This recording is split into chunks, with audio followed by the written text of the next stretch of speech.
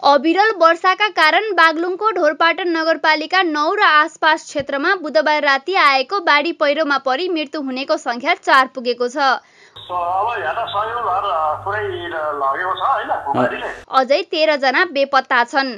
राति 12 बजेतिर देउराली र सुपुर्दुङ क्षेत्रमा खसेको पहिरोले 15 वटा भन्दा बढी घर पुरिएका छन् भने बाढीले कटान गरेपछि सडक समेत छेदविच्छेद भएको छ। बिहान 7:30 बजे इलाका प्रहरी कार्यालय बुर्तुवाङका प्रहरी निरीक्षक प्रकाश सिंह भण्डारी नेतृत्वको टोली घटनास्थल पुगेपछि स्थानीय सहित अहिले उद्धारको काम सुरु भएको छ। अहिलेसम्म 4 जनाको शव भेटिएको तर शनाखत भइ नसकेको भण्डारीले सुनौल नेपाललाई बताउनुभयो।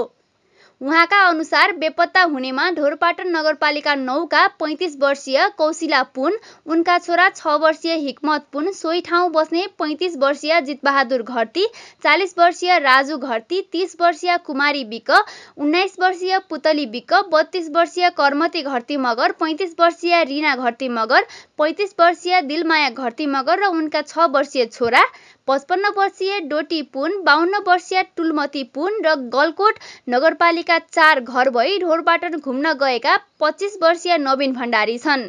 बेपत्ताको खोजीका लागि नेपाल प्रहरी, नेपाली सेना समेत घटनास्थल पुगेको प्रमुख जिल्ला अधिकारी सुरेश न्यौपानेले बताउनुभयो। घटनास्थल सदरमुकामबाट 130 किलोमिटर पश्चिममा पर्छ। पहिरो खसेको थाहा पाएर पनि रातभर फोन र विद्युत अवरुद्ध भएकाले उद्धार गर्न कठिनाई भएको थियो। अहिले सो बाढी र पहिरोले पुरिएको क्षतिको स्थलगत निरीक्षणका लागि सोही क्षेत्रबाट संघीय संसदमा निर्वाचित सांसद देवेन्द्र पौडेल, गृहमन्त्री रामबहादुर थापा र नेपाली सेनाको उद्धार टोली त्यसतर्फ जान लागेको छ। यस विषयमा थप जानकारी लिन हामीले बागलुङको ढोरपाटन नगरपालिकाका मेयर देवकुमार नेपालीलाई सम्पर्क गर्दा उहाँले भन्नुभयो, सयौं घर बगाएको छ। मानवीय क्षतिको यकिन भइसकेको छैन, तर ठूलो क्षतिको आशंका गरिएको छ।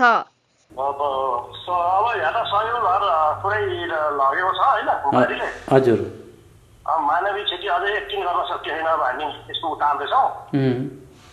अब यहाँ मोटर बाटो पनि भएको सबै लगिदिएको छ, सबै भिरभिरबाट हिँड्नुपर्छ। हजुर, अहिले भिरभिरबाटै हिँडेर बल्ल बल्ल यस्तो समित ठाउँमा पुगेछु। अब सबै के हुन्छ बल्ल थाहा हुन्छ अहिले त बाउमै भनौँ लाग्छ। जस्तो अब त्यो मानवीय क्षतिको चाहिँ 5 जनाको शव भेटियो अनि 12 जना बेपत्ता भन्ने कुरा थियो, त्यो चाहिँ के हो? त्योभन्दा धेरै क्षति भएको छ। हजुर, अब मानवीय क्षति अब यकिन गर्छौँ र हजुरले गरौँला, त्योभन्दा धेरै भइरहेछ यहाँ। लगभग कति जति घरहरू बगाएको आशंका छ? 100 घरभन्दा बढी घर छ। 100 भन्दा बढी घर? हजुर हजुर। ए, अनि अहिले पानी रोकिएछ कि पानी आइरहेछ? यहाँ पानी आएन, पानीहरू रोकिएको छ। हजुर, पानी छ। हजुर, पानी अझै आएको छैन, अब आउला जस्तो छ पानी।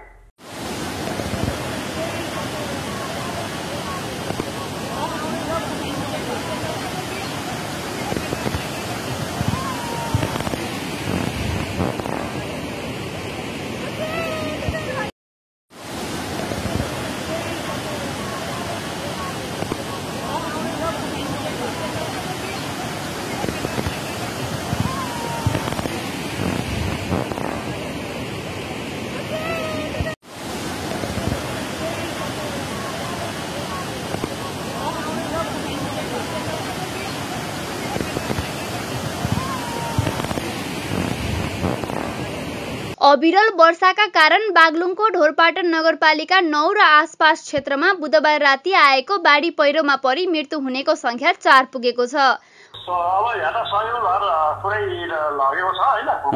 अझै 13 जना बेपत्ता छन्। राति 12 बजेतिर देउराली र सुपुर्दुङ क्षेत्रमा खसेको पहिरोले 15 वटा भन्दा बढी घर पुरिएका छन् भने बाढीले कटान गरेपछि सडक समेत छेदविच्छेद भएको छ। बिहान 7:30 बजे इलाका प्रहरी कार्यालय बुर्तुवाङका प्रहरी निरीक्षक प्रकाश सिंह भण्डारी नेतृत्वको टोली घटनास्थल पुगेपछि स्थानीय सहित अहिले उद्धारको काम सुरु भएको छ। अहिलेसम्म 4 जनाको शव भेटिएको तर शनाखत भइ नसकेको भण्डारीले सुनौल नेपाललाई बताउनुभयो। उहाँका अनुसार बेपत्ता हुनेमा ढोरपाटन नगरपालिका 9 का 35 वर्षीय कौशिला पुन, उनका छोरा 6 वर्षीय हिक्मत पुन, सोही ठाउँ बस्ने 35 वर्षीय जितबहादुर घरती, 40 वर्षीय राजु घरती, 30 वर्षीय कुमारी विक, 19 वर्षीय पुतली विक, 32 वर्षीय कर्मती घरती मगर, 35 वर्षीय रिना घरती मगर, 35 वर्षीय दिलमाया घरती मगर र उनका 6 वर्षीय छोरा, 55 वर्षीय डोटी पुन, 52 वर्षीय टुलमती पुन र गलकोट नगरपालिका 4 घर भई ढोरपाटन घुम्न गएका 25 वर्षीय नवीन भण्डारी छन्। बेपत्ताको खोजीका लागि नेपाल प्रहरी, नेपाली सेना समेत घटनास्थल पुगेको प्रमुख जिल्ला अधिकारी सुरेश न्यौपानेले बताउनुभयो। घटनास्थल सदरमुकामबाट 130 किलोमिटर पश्चिममा पर्छ। पहिरो खसेको थाहा पाएर पनि रातभर फोन र विद्युत अवरुद्ध भएकाले उद्धार गर्न कठिनाई भएको थियो। अहिले सो बाढी र पहिरोले पुरिएको क्षतिको स्थलगत निरीक्षणका लागि सोही क्षेत्रबाट संघीय संसदमा निर्वाचित सांसद देवेन्द्र पौडेल, गृहमन्त्री रामबहादुर थापा र नेपाली सेनाको उद्धार टोली त्यसतर्फ जान लागेको छ। यस विषयमा थप जानकारी लिन हामीले बागलुङको ढोरपाटन नगरपालिकाका मेयर देवकुमार नेपालीलाई सम्पर्क गर्दा उहाँले भन्नुभयो, सयौं घर बगाएको छ। मानवीय क्षतिको यकिन भइसकेको छैन, तर ठूलो क्षतिको आशंका गरिएको छ।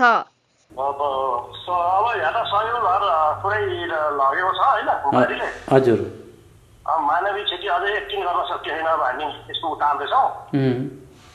अब यहाँ मोटर बाटो पनि भएको सबै लगिदिएको छ, सबै भिरभिरबाट हिँड्नुपर्छ।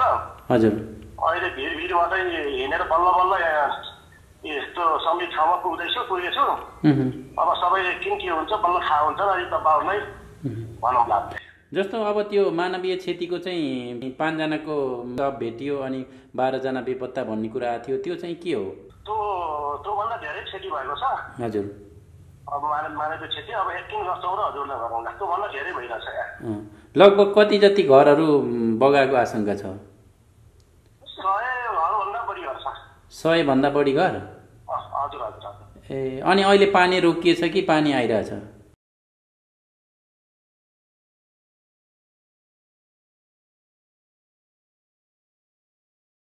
अविरल वर्षाका कारण बागलुङको ढोरपाटन नगरपालिका 9 र आसपास क्षेत्रमा बुधबार राति आएको बाढी पहिरोमा परि मृत्यु हुनेको संख्या 4 पुगेको छ। अझै 13 जना बेपत्ता छन्। राति 12 बजेतिर देउराली र सुपुर्दुङ क्षेत्रमा खसेको पहिरोले 15 वटा भन्दा बढी घर पुरिएका छन् भने बाढीले कटान गरेपछि सडक समेत छेदविच्छेद भएको छ। बिहान 7:30 बजे इलाका प्रहरी कार्यालय बुर्तुवाङका प्रहरी निरीक्षक प्रकाश सिंह भण्डारी नेतृत्वको टोली घटनास्थल पुगेपछि स्थानीय सहित अहिले उद्धारको काम सुरु भएको छ। अहिलेसम्म 4 जनाको शव भेटिएको तर शनाखत भइ नसकेको भण्डारीले सुनौल नेपाललाई बताउनुभयो।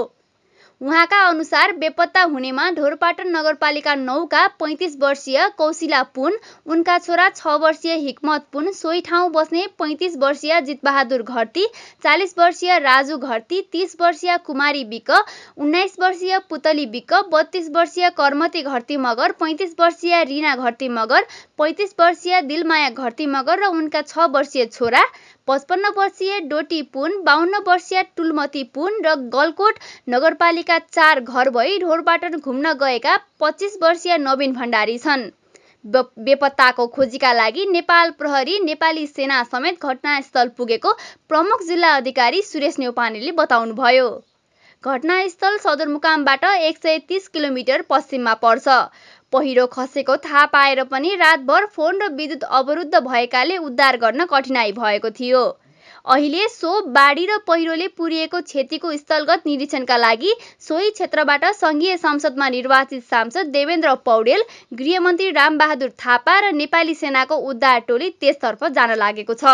यस विषयमा थप जानकारी लिन हामीले बागलुङको ढोरपाटन नगरपालिकाका मेयर देवकुमार नेपालीलाई सम्पर्क गर्दा उहाँले भन्नुभयो, सयौं घर बगाएको छ।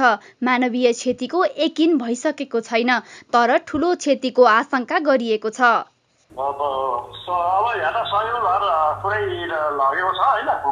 हजुर, मानवीय क्षति अझै यकिन गर्न सकिएन भन्ने यसको उतार्दैछौँ। अब यहाँ मोटर बाटो पनि भएको सबै लगिदिएको छ, सबै भिरभिरबाट हिँड्नुपर्छ। हजुर, अहिले अहिले भिडमा चाहिँ हिँडेर बल्ल बल्ल यस्तो समित ठाउँमा पुगेछु। अब सबै के हुन्छ बल्ल थाहा हुन्छ अहिले त बाउ नै भनौँ लाग्छ।